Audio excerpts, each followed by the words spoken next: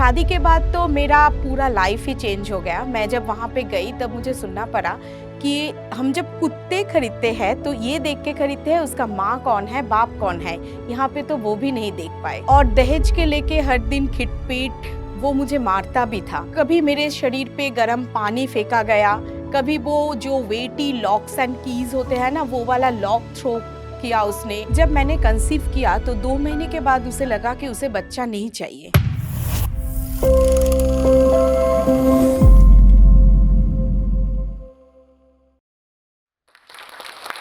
मैं टूट कर भी जुड़ सकती हूँ, मैं गिर कर भी उठ सकती हूँ। मैं यहाँ आप सबके सामने मेरी कहानी लेकर आई हूँ, जिसमें दर्द है, आंसू है, कुछ पाबंदियाँ है, कुछ मजबूरी है, पर सबसे ज़्यादा जो है, वो है एक आशाएँ और सपने। नमस्कार, मैं हूँ मौमिता सरकार। मैं कोलकाता से हूँ। मैं एक मिडिल क्लास बंगाली लड़की हूँ। मैं बीटेक कर रही थी। बीटेक कंप्लीट होने से पहले ही मेरी शादी करवा दी गई, क्योंकि मेरे मम्मी-पापा को लगा कि अच्छा लड़का मिल गया। मेरे पापा बीमार थे, तो उस अच्छे लड़के का डेफिनेशन में क्या था, वो लड़के के पास गवर्नमेंट जॉब था। मेरे से एज में बहुत बड़ा था वो, पर उसके पास गवर्नमेंट जॉब था, कोलकाता में खुद का 2 हाउसेज़ थे। और ऊपर से वो अगर सिंगल चाइल्ड हो तो और भी अच्छा।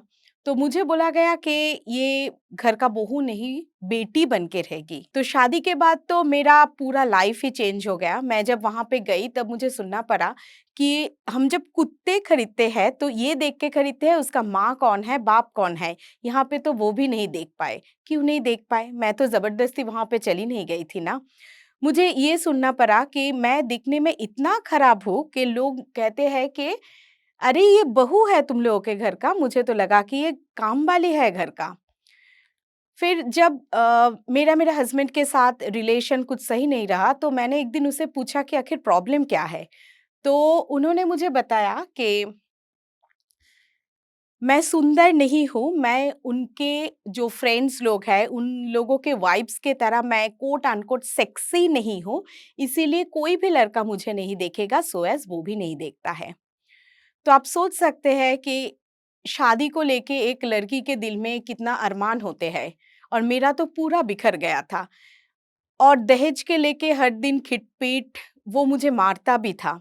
और मैं ना मिरर के सामने जाके रोती थी कि भगवान मुझे क्यों इतना बदसूरत बनाया, मुझे पढ़ाई-लिखाई में थोड़ा खराब करके थोड़ा सुंदर तो बना सकते थे ना। मेरा लाइफ तो और भी ज़्यादा हेल हो गया। वो मुझे इतना मारते थे, कभी मेरे शरीर पे गरम पानी फेंका गया, कभी वो जो वेटी लॉक्स एंड कीज़ होते हैं ना, वो वाला लॉक थ्रो किया उसने। बहुत सारे टॉर्चर किया मेरे ऊपर, पर मेरे पापा बीमार थे, इस वजह से मैं घर में कुछ बता भी नहीं सकी। तो एक दिन उसने मुझे बताया कि अ, मैं अगर उन लोगों को एक वारिस दे दूँ, तो वो खुद मुझे डिवोर्स दे देगा और मेरे मम्मी-पापा को वो कन्विंस कर लेगा। तो मुझे लगा कि इनसे अगर मुझे फ्रीडम मिल जाए, तो मैं वापस सब कुछ कर सकती हूँ, मैं उड़ सकती हूँ। तो मैंने राज़ी हो गया, तब मेरा ऐज ही कितना था, मुझे उतना समझ तो था नहीं। एक पेनफुल प्रोसीड्यूर के थ्रू मैंने कंसीव किया। कंसीव करने के बाद पूरा 8 एंड हाफ महीना मेरे मम्मी ने पूरा मेरा देखभाल किया। मेरा हाई रिस्क प्रेगनेंसी था, इसीलिए मुझे शिफ्ट नहीं करवा जा सकते थे। और उस टाइम पे उसका मम्मी का घर तो 5 मिनट की दूरी पे ही है घर से, पर वो कभी नहीं आए, खाने के लिए भी कुछ भी नहीं दिया। जब मैंने कंसीव किया तो 2 महीने के बाद उसे लगा कि उसे बच्चा नहीं चाहिए। पर मैंने तब ज़िद पकड़ ली कि मुझे ये बच्चा चाहिए, मैं बच्चा नहीं गिराई। तो 2011 5 सितंबर मेरे बेटे का जन्म हुआ। उसके जन्म होने के बाद मेरा तो पूरा लाइफ ही चेंज हो गया। मैं इतना खुश थी कि मैं वर्ड में बयान नहीं कर सकती हूँ। 6 दिन के बाद नर्सिंग होम से बच्चे लेके मैं घर आई, तो उसके बाद उसका नया नाटक स्टार्ट हो गया। तुम्हारे बच्चे के रोने की आवाज़ से मुझे नींद नहीं आता है। वैसे भी वो दूसरे घर में ही सोता था, फिर भी कुछ ना कुछ वो ऐसे कर लेता था और बोलता था कि तुम्हारे बच्चे अगर चुप ना हो, तो मैं उसे पटक दूँगा, मैं उसे मार दूँगा। तो मैंने सोचा कि मुझे बहुत डर भी लगता था उस वक़्त, तो मैं सोची कि क्या करती? फिर मैंने मेरे मम्मी को थोड़ा-थोड़ा बताई कि प्रॉब्लम ये चल रहा है। तो मेरे मम्मी ने कहा और वो भी राज़ी थे। जब मेरे बच्चे का 1.5 साल ऐज था, तब मैं उसे लेके मेरे मम्मी के घर चली गई थी परमानेंटली। तो वहाँ जाके फिर जब उसका ऐज 5 महीने था तब उसका एक गंभीर बीमारी हो गया था। तो मैं उसे लेके नर्सिंग होम में एडमिट हुआ। मेरा बेटा सोचो कि जो मुझे इतना प्यारा है, मैं उसे देख रही हूँ, उसका दोनों हाथ में सलाइन का चैनल हो रहा है, उसका मुँह में ऑक्सीजन मास्क, और ये देख के मैं बहुत रो रही थी उस टाइम पे, मैं सँभाल ही नहीं पा रही थी। तो मेरा जो पीडियाट्रिशियन है, उसने मेरे से नंबर लेके उसको फ़ोन किया। उसे बताया गया कि तुम्हारा बेटा का हाल ऐसा है, तुम हॉस्पिटल नर्सिंग होम आ जाओ। पर उसका रिप्लाई ये आया कि क्यों मुझे तंग कर रहे हो रात में? बेटा मर तो नहीं गया ना? फिर ऐसे चलता गया। मेरे बेटा थोड़ा बड़ा होने लगा था।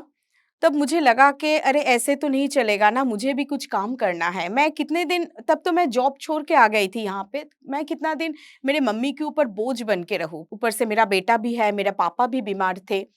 तो इसीलिए मैं सोची कि क्या करें? कोई आईटी पे या कोई ऐसे जॉब पे तो मैं जा नहीं सकती हूँ, क्योंकि मेरे बेटे बीमार है, उसे लेकर, उसे मतलब घर पे रखकर मैं ज़्यादा देर तक बाहर भी तो नहीं रह सकती हूँ ना। तो इसीलिए मैंने ट्यूशन स्टार्ट किया। मैं तब मेरा हालत ऐसे हो गया था कि ट्यूशन में मैं बस दूर-दूर जाती थी, फिर मैं बस भी नहीं लेती थी, क्योंकि मैं पैदल चल के वो भी पैसा मैं सेव करती थी मेरे बेटे के लिए। फिर जब वो धीरे-धीरे बड़ा होने लगा, तब मुझे लगा कि नहीं, अभी तो ठीक है, अभी मुझे कोई स्ट्रक्चर्ड जॉब करना है। पर बहुत दिन हो गया मैं जॉबलेस हूँ, फिर मुझे लगा कि मुझे अभी एमटेक कर लेना चाहिए, पर टाइम कहाँ मिलेगा पढ़ने का। फिर मैंने रात जाग कर मैंने पढ़ाई स्टार्ट किया। फिर ऐसे करते-करते फिर कोलकाता के एक इंस्टीट्यूट में, गवर्नमेंट कॉलेज में मुझे एमटेक के लिए, फुल टाइम एमटेक के लिए एडमिशन मिल गया। वो एमटेक का फ़ेज़ भी कुछ आसान था नहीं, क्योंकि विंटर में मेरा बेटा भी बीमार था, उसका मतलब ब्रीथिंग डिस्ट्रेस होता था, अभी भी होता है। तो उसे मैं ऐसे लेके, ऐसे पकड़ के मैं चलती थी, और मेरे हाथ में बुक या कॉपी होता था, मैं पढ़ती थी। पूरा रात ऐसे पढ़ाई करके फिर सुबह उठ के मैं एग्ज़ाम देने जाती थी। फिर भी मुझे 9 पॉइंटर ही मिला। तो आप सोच सकते हैं कि अगर मुझे थोड़ा-सा सपोर्ट मिल जाता, तो मैं तो और भी कुछ अच्छा कर लेती मेरे लाइफ़ में। तो एमटेक खत्म होने के बाद जॉब, मैं कॉलेज, डिफरेंट कॉलेजेस में मैं इंटरव्यू देने गई, वो भी मेरे बेटे को लेके। कभी-कभी ऐसा भी होता था, वो नींद में सो जाता था मेरे गोद पे, उसे ऐसे लेके मैं इंटरव्यू रूम में जाती थी, मैं इंटरव्यू देती थी। फिर मुझे एक कॉलेज में मिल गया, फिर वो बहुत दूर थे, उसके बाद धीरे-धीरे मैं नज़दीक, कोलकाता के मेरे घर के नज़दीक कॉलेज में आ गई। मेरे एमटेक खत्म होने के बाद मैं कॉलेज में एज़ असिस्टेंट प्रोफ़ेसर जॉब करने लगी थी। पर जब कोविड आया, तब मेरा जाके असली स्ट्रगल शुरू हुआ। कोविड में मेरा सैलरी कभी 50% कभी 30% ही मिल रहा था। तो मुझे वो मेरे फ़ाइनेंशियल स्टेबिलिटी के लिए मैं वो क्राफ्ट्स का बिज़नेस स्टार्ट किया। मैं बनाती थी कुछ क्राफ्ट्स वग़ैरह, और वो मैं घर-घर जाके सेल करती थी। मेरे बेटे भी मुझे हेल्प करता था वो सारे चीज़ बनाने में। फिर वो कोविड के दौरान क्या हुआ, मेरे बेटे का ऑनलाइन क्लासेस स्टार्ट हुआ। तो उसीलिए उसका एक नया फ़ोन दिलाना पड़ा। तो उस फ़ोन नंबर से उसका जो बायोलॉजिकल फ़ादर है, उसके साथ उसका कुछ कॉन्टैक्ट बना। वो उसे फ़ोन करता था मेरे बेटे को, फिर फ़ोन करके बोलता था, सोचो कि कौन अपने खुद के बेटे से ऐसे करते हैं। वो जब उसका स्कूल चल रहा है, उसी ड्यूरेशन में वो फ़ोन करके बोल रहा है, "अरे स्कूल ये सब पढ़ाई छोड़ना कौन करता है? तू ये गेम खेल, ये वाला वीडियो गेम, मेरा स्कोर इतना आया है, देख तेरा उससे भी ज़्यादा आएगा।" तो ऐसे करके वो बोलता गया, और मेरे बेटे भी उसके तरफ पूरा अट्रैक्ट होता गया। उसका पूरा एडिक्शन हो गया था गेम में। बाद में मुझे पता चला कि उसका कुछ सुइसाइडल गेम भी उसने ट्राई किया था उस वक़्त। तो ये गेम के वजह से वो पूरा हिप्नोटाइज़ जैसे हो गया। वो कुछ कह नहीं पाते थे। वो बस मेरे तरफ देखता था, और उसके दोनों आँखों से आँसू गिरता था। वो कुछ भी नहीं कह पा रहे थे। तब जाके मैंने उसका ऑनलाइन काउंसलिंग स्टार्ट करवाया। फिर वो धीरे-धीरे बोलने लगा। और जो पहला बात उसने अपने काउंसलर से बोला, वो ये था कि आपको पता है, मेरे मम्मम ना मेरे लिए होल वर्ल्ड है। तो वो सब कुछ भूल चुके थे। मेंटल ट्रॉमा के वजह से सब कुछ भूल चुके थे। उसको हैंडराइटिंग नहीं आता था। जो बच्चा ओलंपियाड में इतना अच्छा स्कोर करता था, जिसका क्लास में मार्क्स अच्छा था, जो ड्राइंग में अच्छे थे, वो एक स्ट्रेट लाइन भी ड्रॉ नहीं कर पा रहे थे तब। फिर मैंने स्क्रैच से स्टार्ट किया। He was approaching 10 that time. तो इस उम्र के बच्चे को फिर स्क्रैच से स्टार्ट करना बहुत ही डिफिकल्ट होता है, और वो बहुत गुस्से वाला हो गया था। वो अगर उसके फोन में उसका वो बायोलॉजिकल फादर का एक उसका कॉल तो वैसे ब्लॉक किया हुआ था, फिर भी अगर दिखाते तो है ना कि उसका कॉल आया था। तो ऐसे अगर एक कॉल आ जाए या कई अननोन नंबर से फ़ोन आ जाए या कुछ भी, तो उसको तुरंत पैनिक अटैक आता था। वो एक घर में खुद को बंद कर लेते थे और मुझे फ़ोन करके बुलाते थे कि मम्मम तुम जल्दी आ जाओ, वो फिर से आ गया, मुझे लेके चला जाएगा और वो लोग मुझे मार डालेगा। इतना मतलब डर था उसका।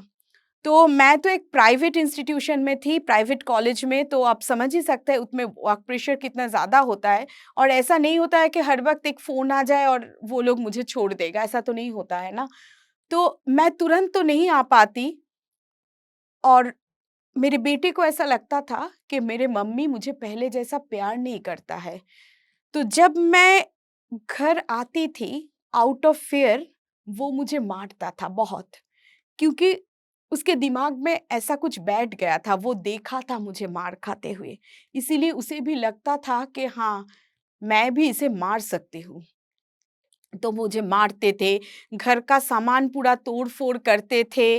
एक दिन मेरे उँगली गरम चाय के प्याले में डुबो दिया, मतलब बहुत वो भी टॉर्चर करने लगा था। पर जब उसका पैनिक अटैक आता है और ये उसे गुस्सा आता है, वो तब ये सब करते थे, बाकी टाइम किंतु वो नॉर्मल ही रहता था।